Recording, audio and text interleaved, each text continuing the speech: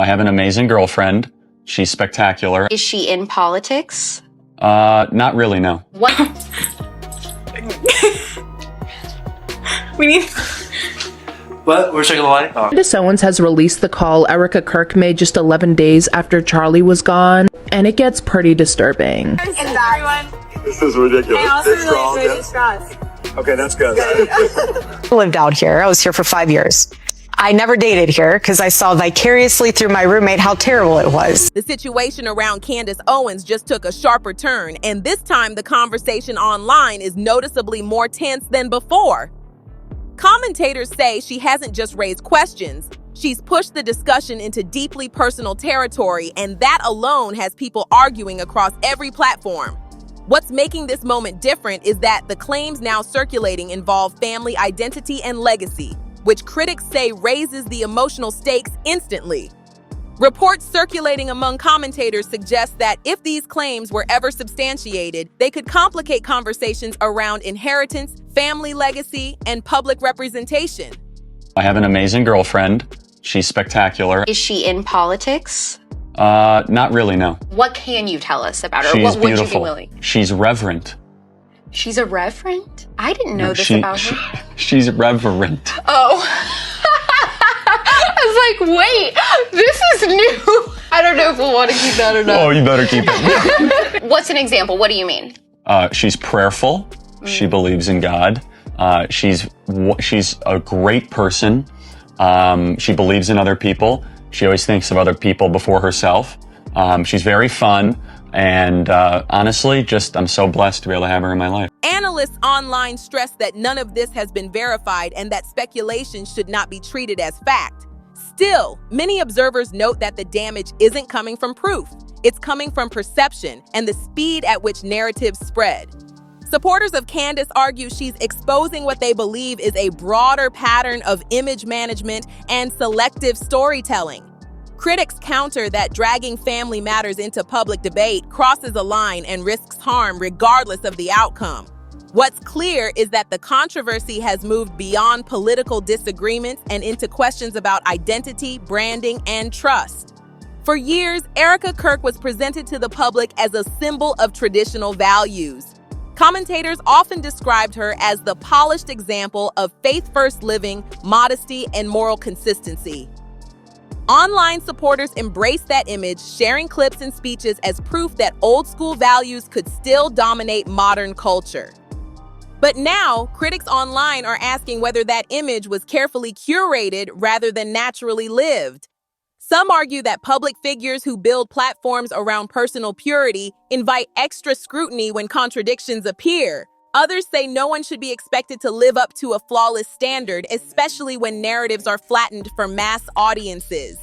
Adding fuel to the debate, commentators point to resurfaced recordings and references to individuals from Erika's earlier life, connections that were never part of her public story.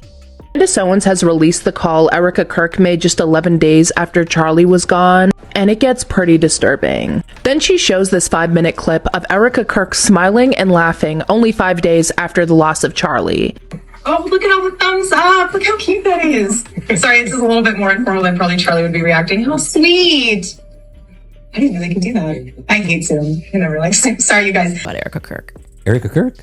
Oh. What do you think about Erika Kirk? Would I get sued? Throw it in the pile. Oh, of course you will. I don't want to say anything that's controversial. She did it, but I don't want. She was on it. Online analysts say this doesn't automatically prove deception, but it does challenge the simplicity of the image that was sold.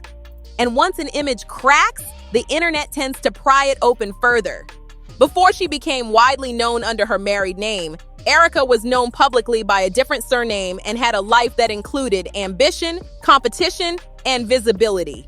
Commentators say this doesn't make her story suspicious, but it does make it more complex than the version many followers were shown. Zooming out, this controversy highlights a bigger cultural issue. When public figures build influence on personal branding, especially around morality and family values, any perceived inconsistency becomes magnified. The debate isn't just about one claim. It's about how much of a public persona is performance versus reality. And as this situation continues unfolding, one question keeps circling online. Should personal history be fair game once someone becomes a symbol, or is there a line the internet shouldn't cross? Erika Kirk actually had 2 boyfriends within the 5 years before meeting Charlie Kirk, so why lie about this? This is ridiculous. Okay, that's good. More details from Erika's earlier public life have been resurfacing online, and the way people are reacting tells you everything. Commentators aren't just talking about politics or opinions anymore. They're digging into her old media appearances and asking whether the image she later built was more brand than reality. And once the internet starts pulling at that thread, it doesn't stop. Reports circulating claim Erika had a visible spotlight-heavy phase before she became known for the more traditional persona.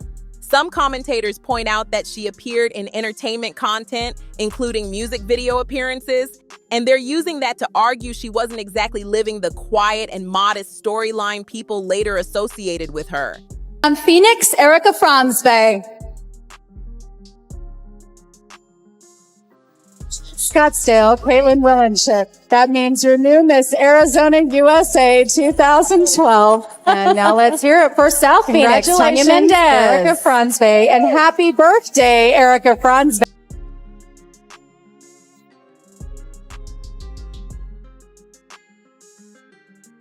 To be clear, none of that automatically means anything negative. Plenty of people try different paths when they're younger. But online critics are framing it as a major contrast, and that contrast is what keeps the debate spinning. Then comes the name that keeps popping up in these discussions: Tyler JT Massey. Online chatter describes him as a minor league baseball player at the time, athletic, driven, and publicly connected to Erika in ways that don't look like a quick forgettable moment. Commentators claim there were photos and appearances that suggested an ongoing relationship, possibly 2014 into 2015, and maybe longer depending on who you ask. Some even describe the vibe as serious enough that people assumed they were headed toward marriage. There's also another boyfriend. His name is Tyler Massey, and she dated him in 2015. Here we have them doing Fashion Week in Phoenix together. And in the caption to this photo posted by Jack Nicole, so Jack Nicole was the designer of Erika's outfit, hashtag this photo cute couple. And here's some more photos that were posted on Twitter. And here's where the conversation gets extremely sensitive, so it's important to stay careful. Multiple commentators online allege the two may have shared a child, a daughter, which again has not been confirmed through any official documentation that's been publicly presented in a clear way. But the claim alone has become a major talking point because it directly clashes with the clean timeline some supporters believed in. People online keep pointing to old rally footage and photos, claiming they show Erika in the background with a man and a young girl in the same frame. Critics argue this looks like it supports the idea that her past included a serious relationship and family ties that were never part of her later public story. Miss Arizona, I love Donald Trump. Can I be involved? I'm like, absolutely. So I met her and I was like, we've got to put her behind the president. So I had my family behind the president, my grandpa who just passed away just a few months ago. Supporters push back hard, saying blurry assumptions and internet connect the dots don't prove anything, and they're warning others not to treat speculation like confirmed truth. Still, the bigger issue commentators keep circling back to is messaging. Erika's public narrative, according to online discussion, was often presented as no serious relationships before Charlie, a fresh start, and a clean foundation.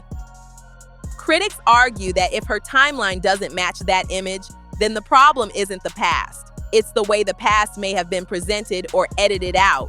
I lived out here. I was here for 5 years. I never dated here because I saw vicariously through my roommate how terrible it was.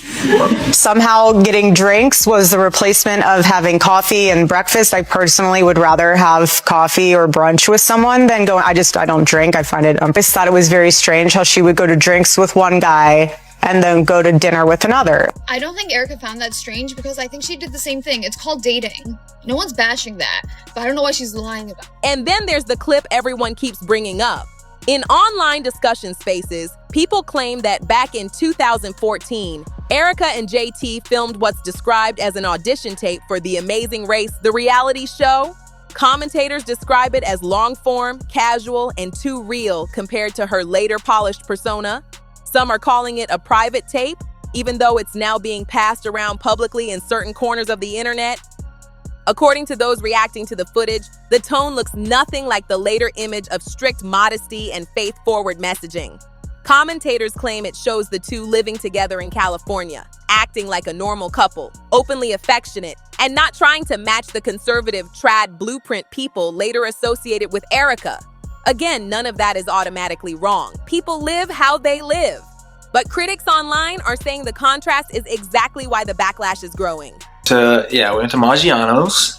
I picked her up. It was raining, kind of different night in Arizona, and picked her up at her house and later met her mom on the first night.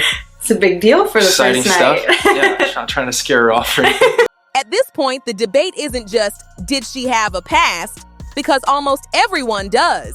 The debate is whether the public was sold a simplified version of her story to build credibility, influence, and trust. And if trust is the real currency of online fame, people are now asking what happens when that trust starts slipping. As this story keeps unfolding, online commentators are now zooming in on one issue that won't stop raising eyebrows: Erika's shifting timeline. Different interviews, different platforms, different answers, and people are starting to ask how all of these versions can exist at the same time without colliding. I got a little bacon. Babe, that's deep in there. Give them a cleavage. People want cleavage. Showcase it. Sells. That's me.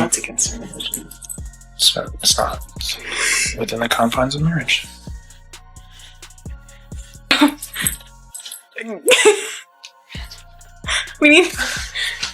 But we're checking the light off. One example being heavily discussed is her account of living abroad.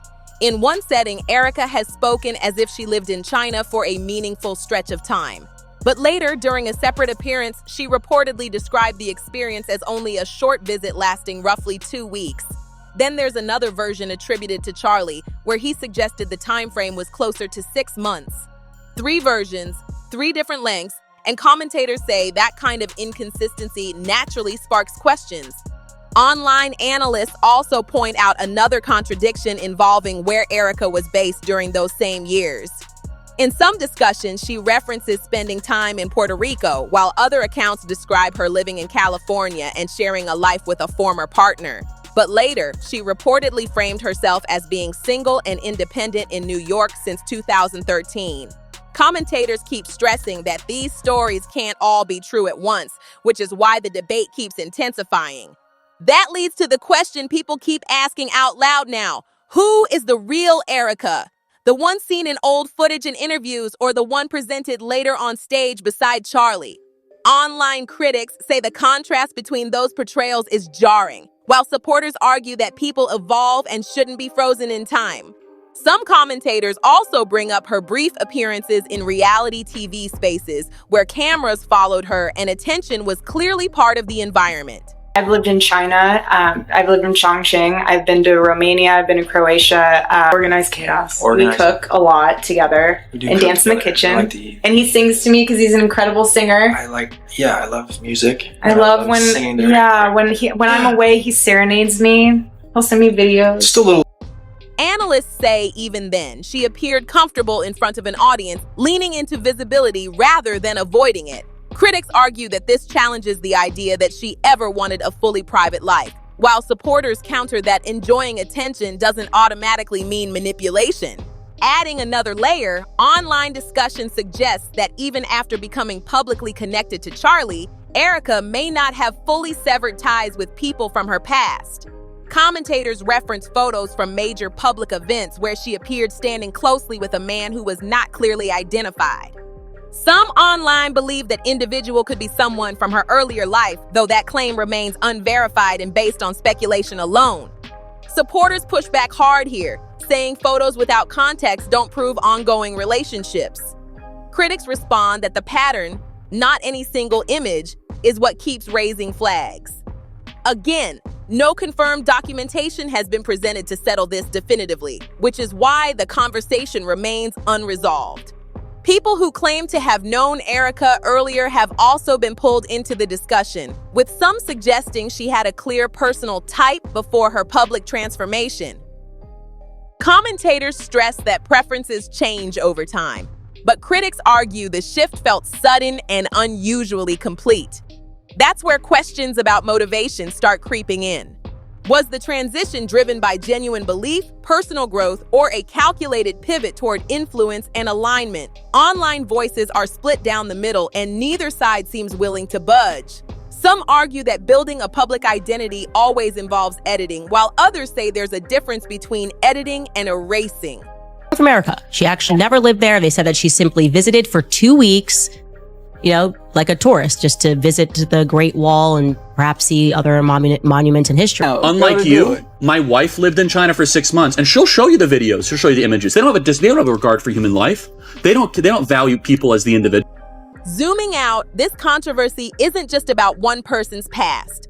It's about how public figures shape narratives, how audiences attach meaning to those narratives, and what happens when timelines start to wobble under scrutiny. Trust, once questioned, becomes the real story.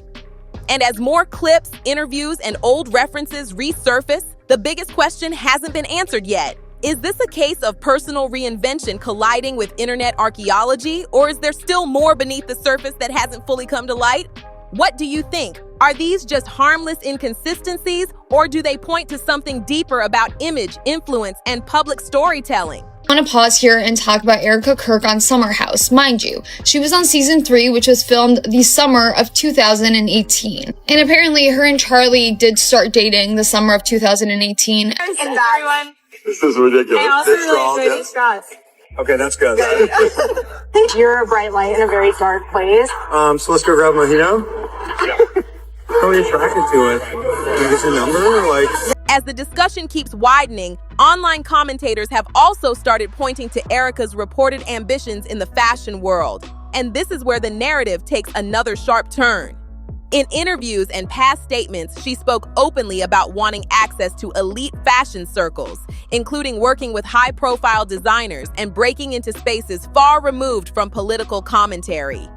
To supporters, that sounded like normal career ambition, but critics now say it adds another layer to the ongoing identity debate. One name that keeps surfacing in online analysis is Diane von Furstenberg, a legendary figure in global fashion. Commentators say Erika reportedly admired that world and wanted proximity to it, seeing it as a gateway into influence, status, and cultural relevance beyond conservative media. Again, none of that is unusual on its own, but critics argue it complicates the idea that her public persona was always rooted in modesty and distance from elite power circles. This is where discussions online become more careful and more speculative.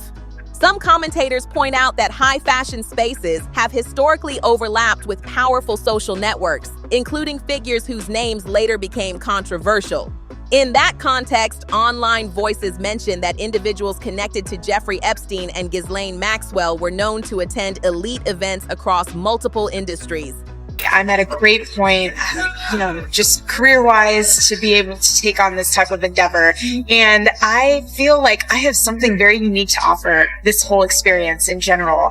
Like I said, I'm very coachable, I'm very trainable. And I'm the type of person that I don't need all the time in the world to get. To be very clear, no direct involvement by Erika has been established or proven, and commentators stress that attending or aspiring to attend fashion events does not imply wrongdoing. What critics are really arguing is something broader. They say that when a public narrative has already shifted once, people naturally start asking whether other chapters were rewritten or left out. Supporters counter that this kind of speculation quickly turns unfair and risks turning curiosity into accusation. That tension between questioning and overreaching is exactly why this story keeps dividing audiences. Online analysts frame the controversy less as a single revelation and more as a pattern of reinvention. They argue that if one relationship, one chapter, or one identity phase can disappear from the public story, audiences begin wondering what else was simplified or excluded. Others strongly disagree, saying personal reinvention is normal and the internet is punishing someone for evolving in public. Zooming out, this entire situation reflects something much bigger than one individual.